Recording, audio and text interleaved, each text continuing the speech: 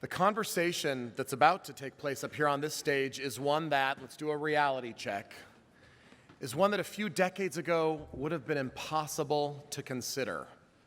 The next conversation is one that is at the heart of what the social good community loves to explore and loves to challenge. It's a conversation about that nexus between the power of technology and some of the world's most important issues. This is a conversation at a time when we're going to talk to some of the most influential and important institutions in this area, and we're going to hear how it is that technology and social media can be harnessed when we're talking about human lives and when we're talking about humankind.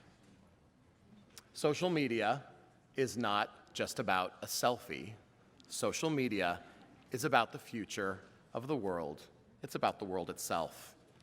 60 Minutes' Lara Logan will join us again on the stage, joined by Naomi Gleit, the Vice President of Product Management for Social Good at a little organization you've probably heard of, Facebook.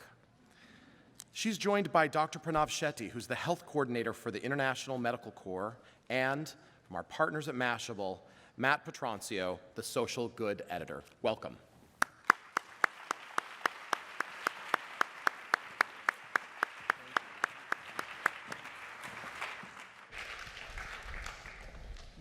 Hey everybody, so I lied. This is now going to be the most interesting panel of the day. And we're going to start with a video. So hit it.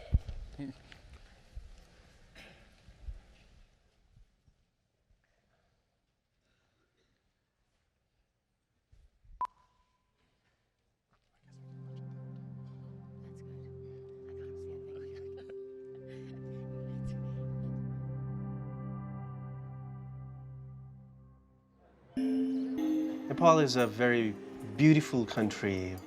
The spirit of Nepal is very positive. I start my day praying.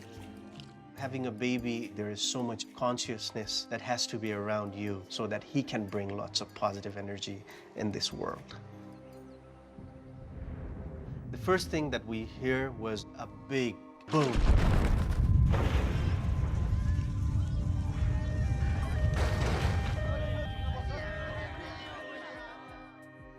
As soon as the earthquake was over, I knew that something really bad has happened.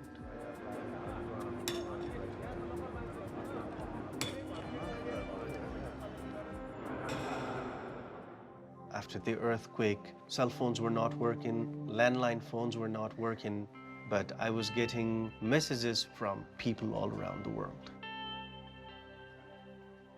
I was very emotional and I thought how much people cared about me and about the country. One of the first things I did was the safety check.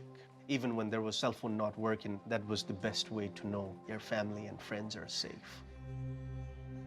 People had lost pretty much everything. Many of us who wanted to get involved connected through Facebook. This is a defining moment for my generation.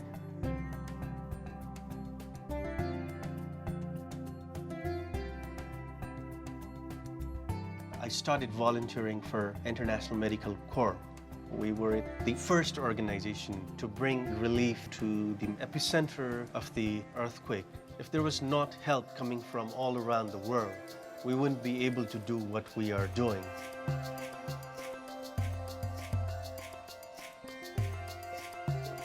We are all connected. This is not just my story, but it's about youth who were very committed during the earthquake time. We want to thank everyone who supported my country with this kind of energy, with this kind of spirit. We will rise again for sure.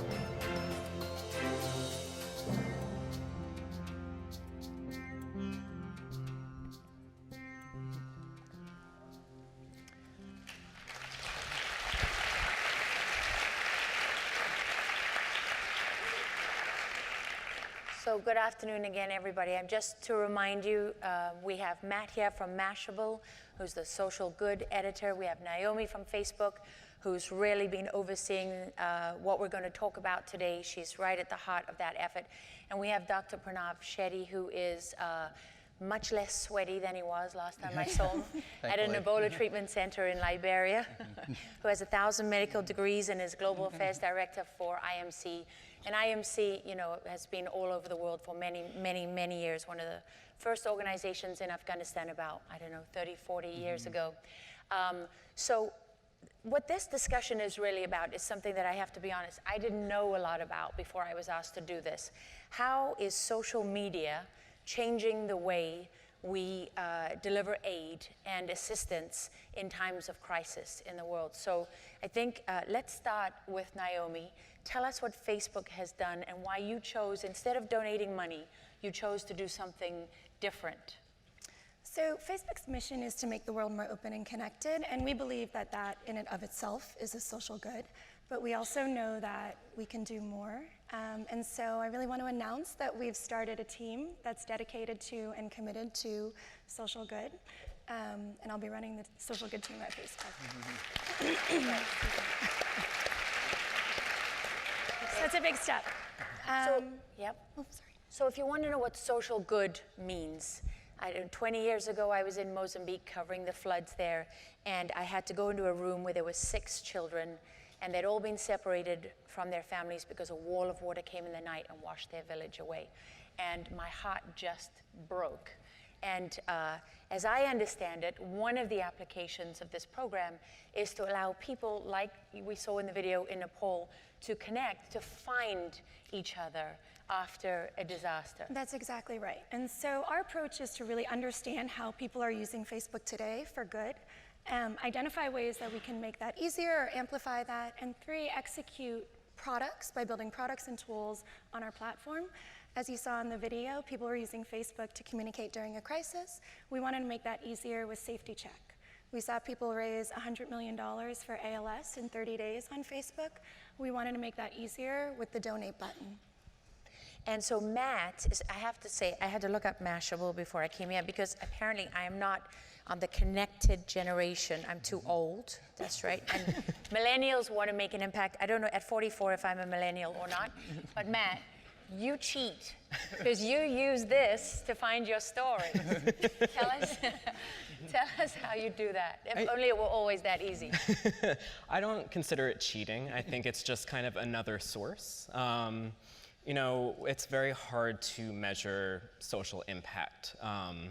It's, you know, first you have to define what impact is. You have to define what it is that, as a journalist, that I'm, you know, including in my story, what I'm trying to uncover. And so, you know, like you said, the connected generation, that, you know, those are our readers. And the connected generation is using Facebook. So our readers are using Facebook. And as a result, I can see that, you know, when people are using the donate button or, you know, the safety check, it shows that they're really interested in a specific topic, like a disaster, you know, like Nepal. And, you know, we were really interested in listening to our readers. You know, a recent example is, you know, the refugee crisis. I know Pete mentioned it in a panel earlier today about the devastating photo of a Syrian refugee boy that, you know, washed ashore. Aylan Kurdi. Exactly, and you know, that really galvanized everyone. It was covered by mainstream media, but, you know, and we covered it as well as part of our refugee crisis coverage. But our readers in the comments said, you know, thank you for this information, but what can we do? And as a result, we did it as part of our How to Help series. It was how to help during the refugee crisis, and it was one of our most popular stories at the time. It got more than 65,000 shares, and that's another indication of, you know, people who are really interested in this topic and that they want more from us. So International Medical Corps has partnered with Facebook in this endeavor, and Pranav, perhaps you can talk about, I mean, we laugh about how sweaty we were in Liberia, but honestly, you were running an Ebola treatment center in Bong County, and Ebola was a story that, I think one of your doctors told me something I've never forgotten, that what they needed most at Ebola treatment centers was Valium, because the end when it comes, and it comes to so many, is so horrific.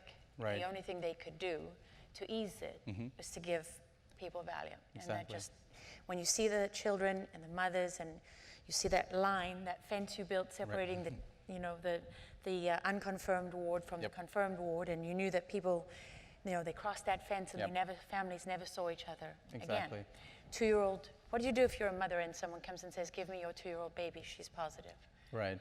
I mean, there's a lot of questions there. And I think, you know, as you mentioned, the impact that Ebola had on West Africa goes past the health system impact, goes past the economic impact, but it really hits people and communities and things like this, which was very challenging. And as you mentioned, you know, one of International Medical Corps' main goals in the Ebola response was to provide centers for people to be tested and isolated and treated if you know, they were confirmed with Ebola.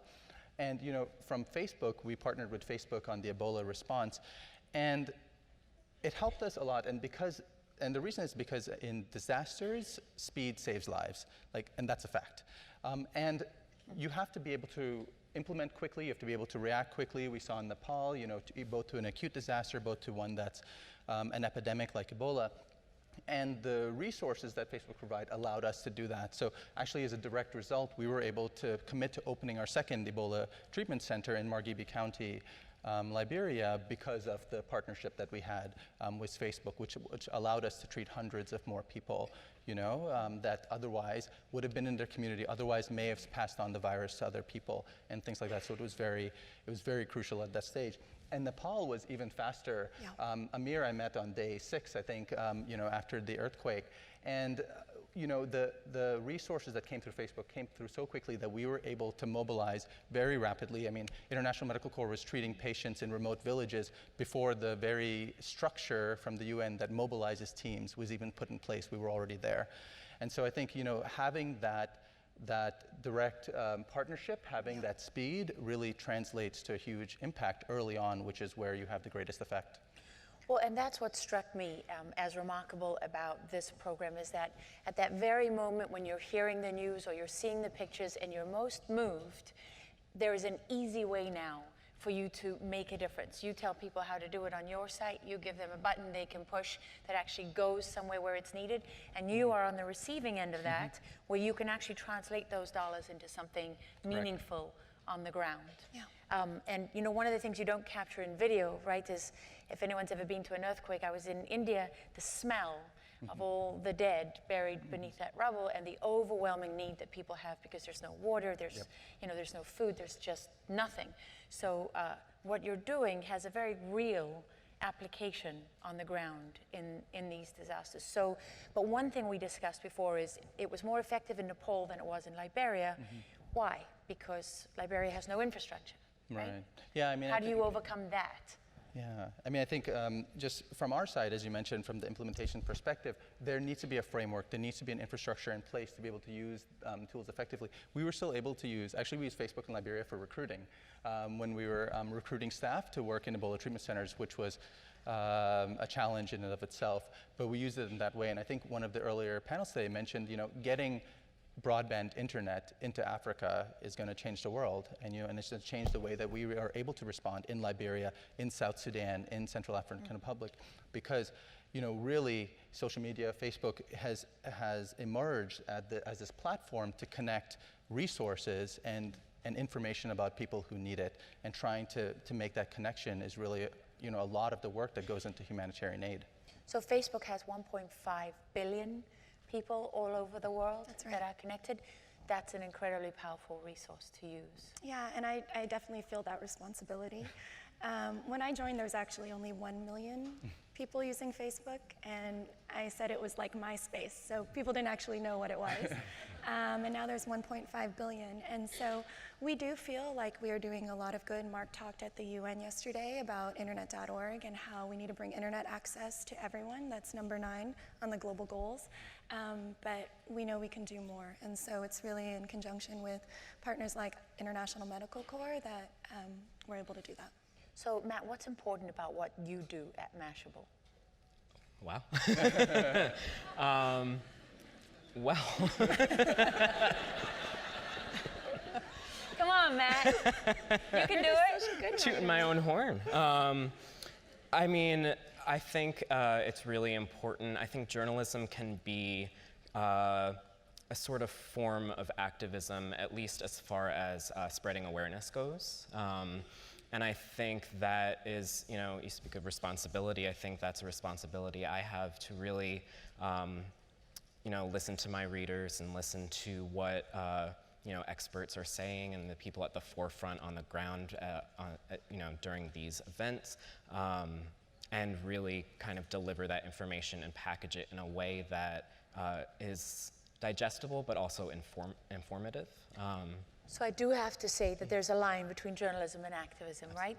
That's also important not to cross that line in what you do. Right. So you've managed to achieve something. Where is it going next? How are you going to make it achieve more?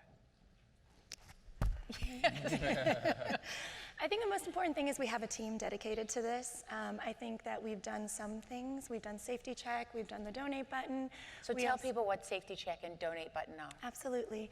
So Safety Check is an easy way to mark yourself as safe and tell your friends that you're safe. Matt told me that he got a notification from a friend that was in Chile during the earthquake that told him he was safe.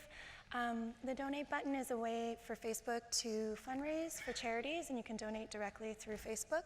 We've also launched... And you support International Medical Corps, Save the Children, UNHCR. In the case of Ebola, it was also the International Red Cross. On Nepal, we partnered with IMC. And he's here to say the money really does go to where they say it's going to. 100%. Yeah. For those of you who are just concerned about that. Yeah, and actually, I'm so glad that we got to meet, because tomorrow we're going to be telling our donors, everyone who actually donated to Nepal. There were 770,000 people that donated on Facebook to support the Nepal earthquake. We're going to be sending them a message to help them understand where their money went with a link to this video, and just thank them.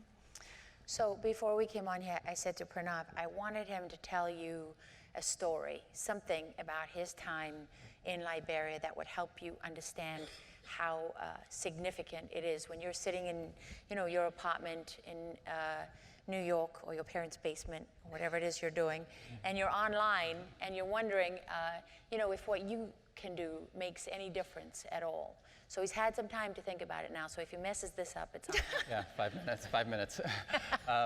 Yeah, I mean, I think, you know, one of the lessons that we learned as a humanitarian community from responding to Ebola was that, you know, you have to take the community aspect into account. You have to see directly the impact that this has on families. As you mentioned, that we had mothers who were negative for Ebola and babies that were positive, and how do you take care of that? How do you work in a setting in which you can't have direct physical contact, that you can take care of a child, you know, and things like this. So. And who looked after those babies in the exactly. confirmed ward? What happened to them? Yeah, well, you know, actually, so it was challenging, obviously, because children have a certain set of needs, let alone, you know, having Ebola at the same time.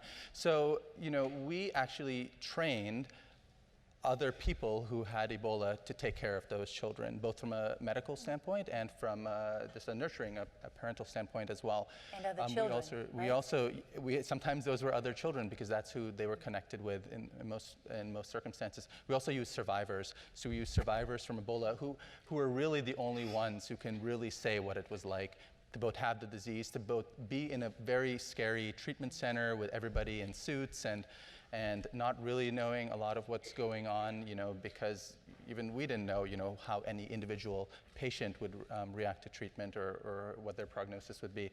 And so, you know, using them as a tool, both for information sharing, for direct care, for treatment, is very, very important, and actually allowed us to be able to deliver the level of service that we needed to deliver in that circumstance. So, you know, I think that that's looking at it, as you mentioned, with this 10,000-foot lens, it doesn't get you to really the root of the issue, which is, you know, what impact does this have on families, on communities, and that's really why we try to implement that, you know, at that level, and to act at that level as quickly as possible.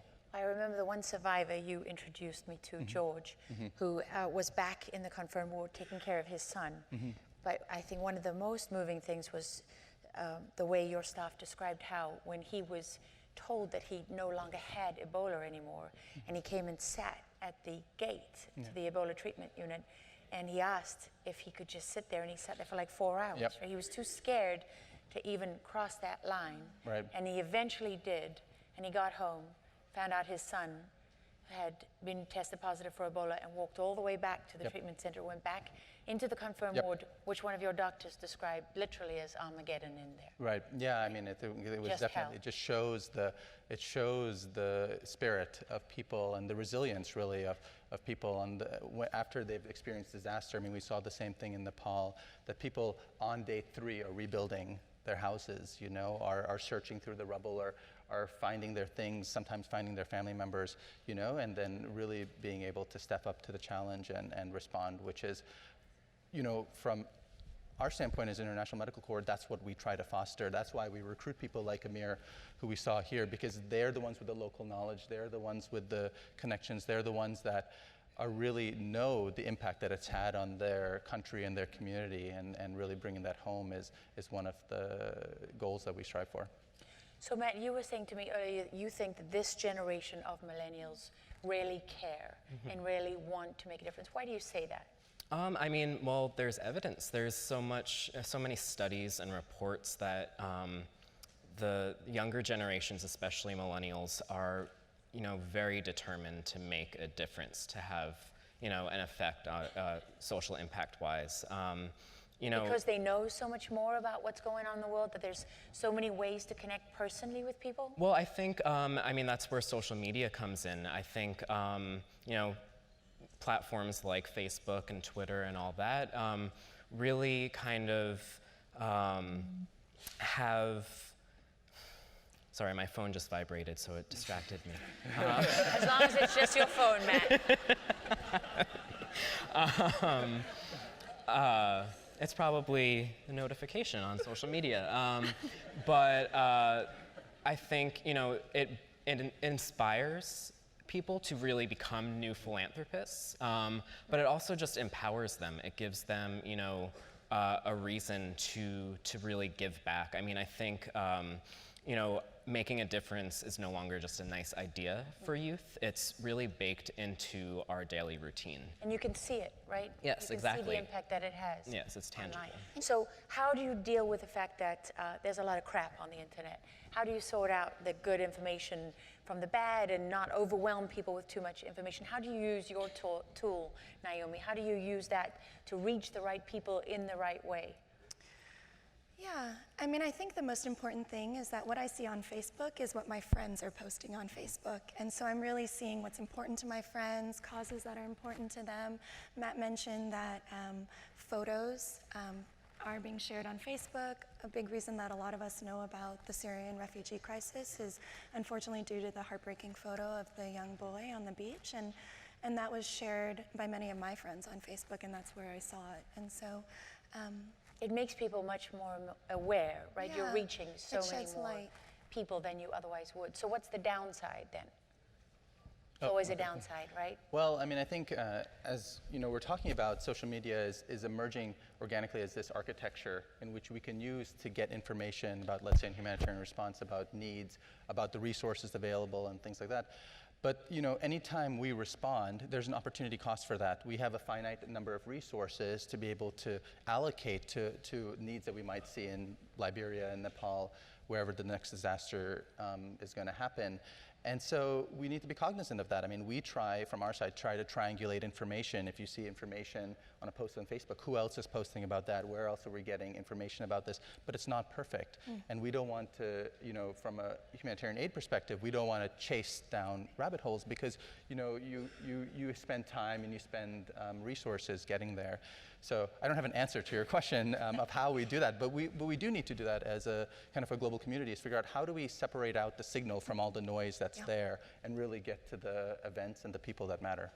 So what is the next big thing that you're planning on doing that no one else knows about, that just everyone in this room can hear for the first time? oh, I can't announce that. Come on.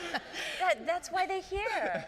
I mean, I think, you know, I'm so happy to be here. I'm so happy to talk to many of you and really learn from you. What are the most important things that we at Facebook, the Social Good team, can be working on? And so those conversations are happening now.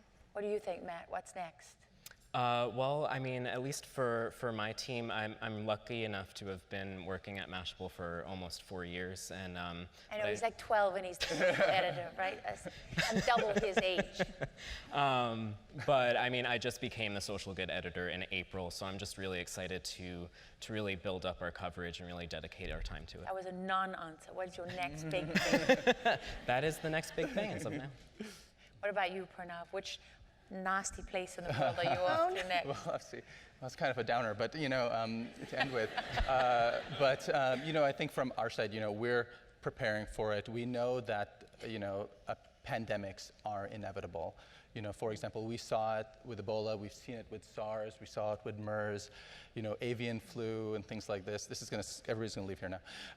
But it's really kind of like, He how carries do we all those viruses Yeah, and exactly. bacteria on him, so Nobody shakes my hand give him anymore. a wide berth if you see But it. how do we, as an organization, as a community, humanitarian aid community, as an international community, how do we detect and respond and prepare for those threats early on? So that's really what we're focusing on now, and we hope that the next response, like for something like Ebola, is going to be faster and more effective next time. Okay, we're over time now. Thank you very much, everybody. Forget Twitter, forget Instagram, it's Facebook.